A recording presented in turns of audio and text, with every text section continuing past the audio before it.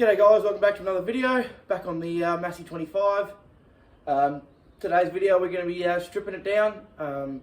Up to now we've just put the tyres on and took the head off to see what sort of condition it was in. Now we're going to really start ripping into it, rip all the panels off so that then we can start pulling the engine and transmission out. So for those who don't know how these tractors work, they've got a U-shaped belly pan that goes basically from the diff all the way to the front, and the engine and transmission essentially sit in it as if it's it is a chassis. So yeah, I've never actually done it before, but we're going to learn how it works.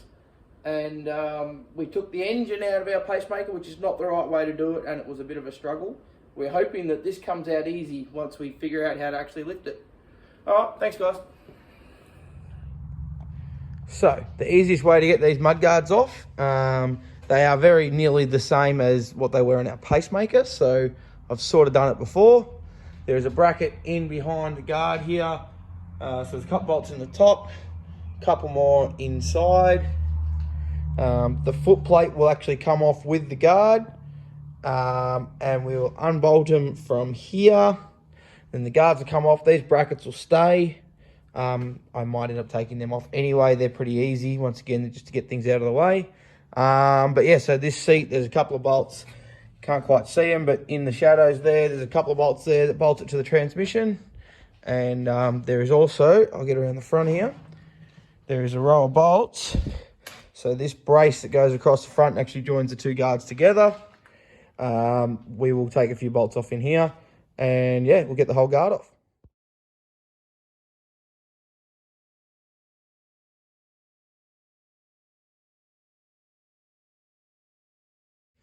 Okay, so we've been going through, we've ended up cutting a lot of the heads off because they're just so rusted, and they're just, a lot of them are breaking anyway and stuff, so we're going in. But this one's giving us a bit of drama. Now this one's actually a, I'm trying to get it where you can see it. This one's actually a stud that goes right down through the rear end housing. It's actually, from memory, it's like probably 10 inches long, with a nut on the top. As you can see, the nut's almost rusted away. What I've done is I've hit it with the grinder. And as you can see, the threads are starting to get exposed. What I'm going to try and do now is turn it with a chisel. It doesn't always work. If I had an oxyacetylene set here, I would probably just cut the nut off. I don't want to cut the bolt off because I want to be able to at least pull it out and replace it. Because I don't want to end up flush and then not be able to get it out, which would not be fun. So now I'm going to get the hammer and the chisel out and see what I can do in there. There we go. I tucked it with the chisel. The nut, instead of unscrewing it, really just fell apart because there's nothing left of it, which is completely fine with me as well. So now I've still got a good inch of that stud sticking out, so I'll actually be able to thread that out, and we'll be able to either make a new one, buy a new one. I doubt we'll be able to buy a new one, we'll probably make one, but that's all right.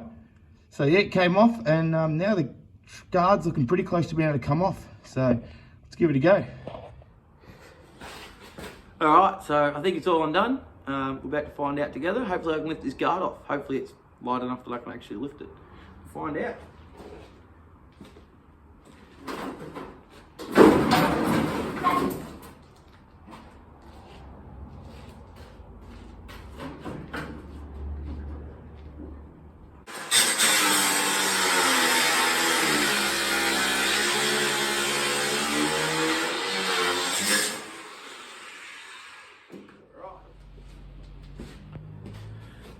Alright, so I think we're ready to take it off this time around. I've removed a few more bolts, and I mean, there was no bolts holding it on, but there was some pieces that were just in the way. So I'm hoping I'll be able to lift it off now. As I said, I think it's pretty heavy, but we'll see how we go.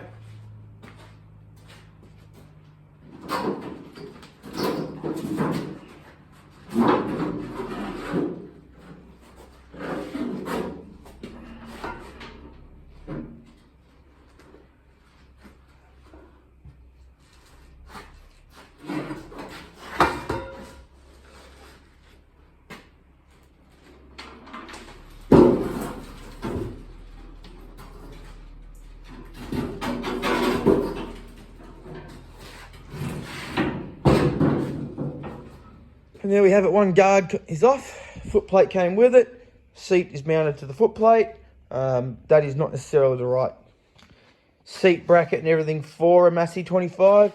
They do normally mount up here, but we actually don't have those mounts or anything, so it looks like we're probably going to stick with the one we've got. As I said, the guards and stuff we'll probably use off the other tractor, but yeah, so here you can see the rear end. There's actually no diff inside there. The diff is further up, and it's a big ball gear reduction drive in the back. So if I take that cover off the top, all you'll see is 2 big ball gears on the end of the axles. So yeah, that's that one off. Should make this tyre easy to do. And then yeah, gave me something to do while Dad wasn't here, so that's been good. So a fair bit of time has passed since the last video. Been a bit busy with family, and we went on a holiday and stuff like that. I've also had a chance to tidy up the shed, which is still not that great, but it's better than it was. So yeah, we're going to dig back into probably pulling some guards off. The fuel tank needs to come off. Just a little bit of everything just needs to come off. So as I've said before, the plan is to pull the engine and transmission out, which essentially means radiator, fuel tanks, guards, probably the steering box, and anything else that gets in my way, it needs to come off. So I will start doing that. Obviously that other guard's already come off. I've already taken it off. I cut a lot of the bolts. Some of them I was able to undo. I'll probably have to do the same again over this side. Yeah, so that's the plan of attack now. So making a little bit of progress. There's 2 bolts down here where it bolts to the foot plate bolts to the diff housing. One is this one, pretty simple, bolts in there. Nice original square head bolt, so we'll try and keep that to reuse it. The other one is actually this one. Now, for whatever reason, it goes right down inside the diff housing. Not quite sure what it holds together inside, but yeah, probably going to pull this fuel tank off now just because it's going to make it easier to pull this bracket off. I will also have to disconnect the clutch linkage because the clutch lever is mounted to the foot plate, so that clutch linkage will have to come off. So yeah, getting close to pulling this guard off. So here's the clutch linkage. The clutch is in there. That's the actual clutch shaft. So I've undone that top linkage there because for whatever reason that pin's, it's in an awkward spot and it's hard. It doesn't want to come out. It's a bit seized. The main thing we need to do is get that link going back under the guard off that pin. Now to do that, I basically need to slide this out off the shaft, which is all well and good, except it seems like it's pretty seized. So if I can get this to at least slide, I don't know, an inch, a bit off the end of the shaft, then I'll be right. I have got it moving, but it just doesn't want to move much. So we'll keep working at it. It'll come. It just take a bit of elbow grease and a bit of WD-40 and all that stuff. Hey, success. So just, as I said, bunch of WD-40 and just work it and work it and work it. It was probably more difficult than I thought it was going to be, but yeah, basically I just slid that out far enough that I could drop that linkage out, because that linkage is attached to the clutch, which is on the guard, the clutch lever, which is on the guard. The rest of it can all stay there for now. It will come off later, but for now it's easier just to leave it there so I remember where it all goes. So now I just probably got to cut a couple of bolts out, which are up in there. They're no nuts on them, but just trying to move the light. There you go, there's a couple of bolts in there. There's no nuts on them, but they are tight in the hole, so I'll have to give them a wiggle and get them out. All right, guard should be ready to lift off.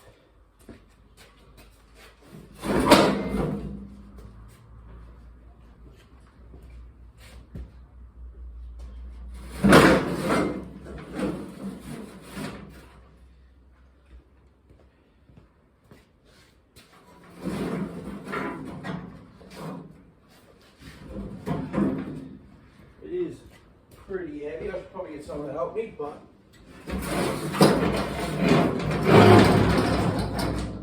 I'm also impatient.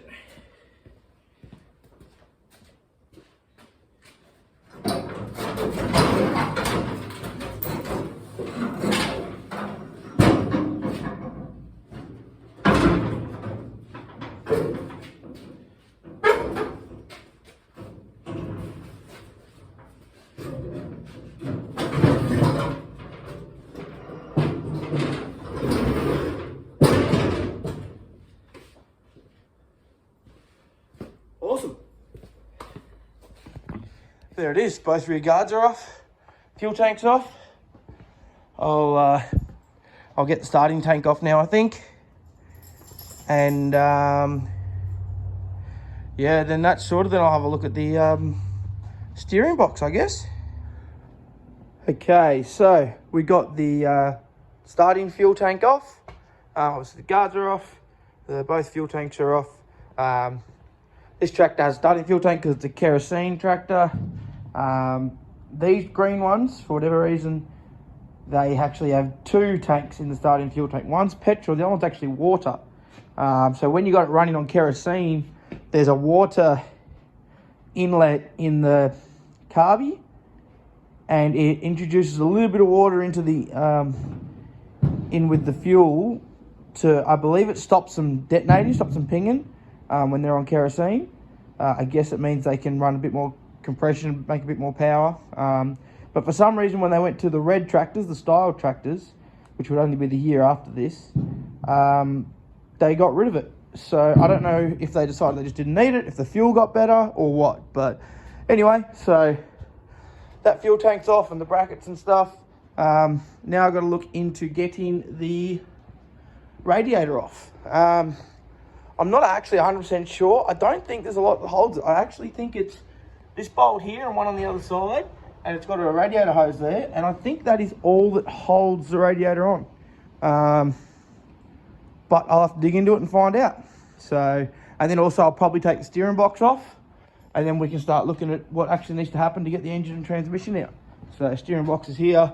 I just have to undo the steering shaft, which has been booger welded, plus a bolt sort of jammed in it. So other than that, it just bolts on there, and obviously undo the steering drag link, which is actually already undone at the front. So we'll go from there.